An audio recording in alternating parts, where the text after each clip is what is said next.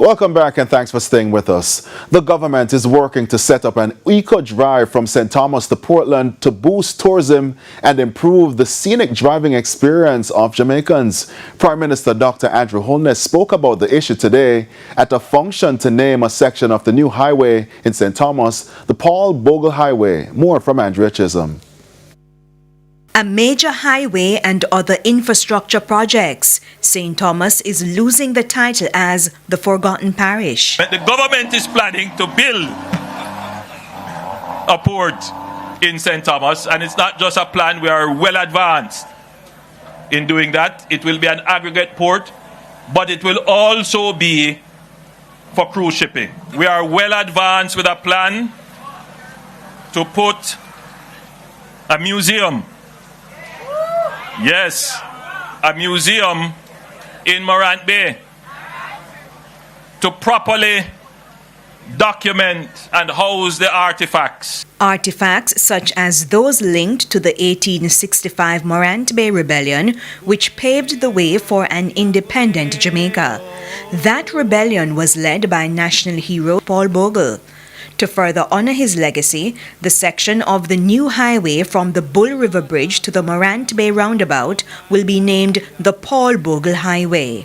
We have plans for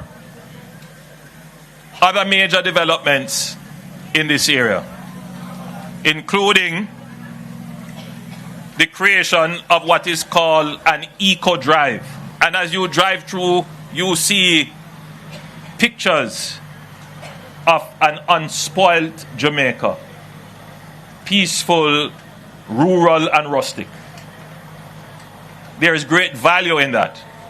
And so we're going to develop that route with proper streetscaping, trees, proper stops for public sanitation, proper stops for vendors, develop beaches along the way.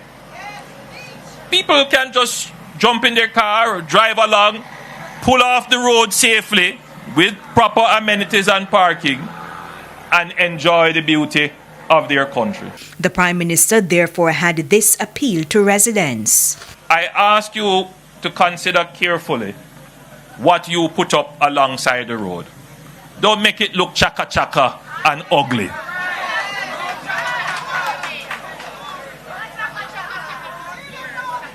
Start to think about how you dispose of your garbage, your waste, your refuse. Don't just throw it on the road so it ends up on the verges.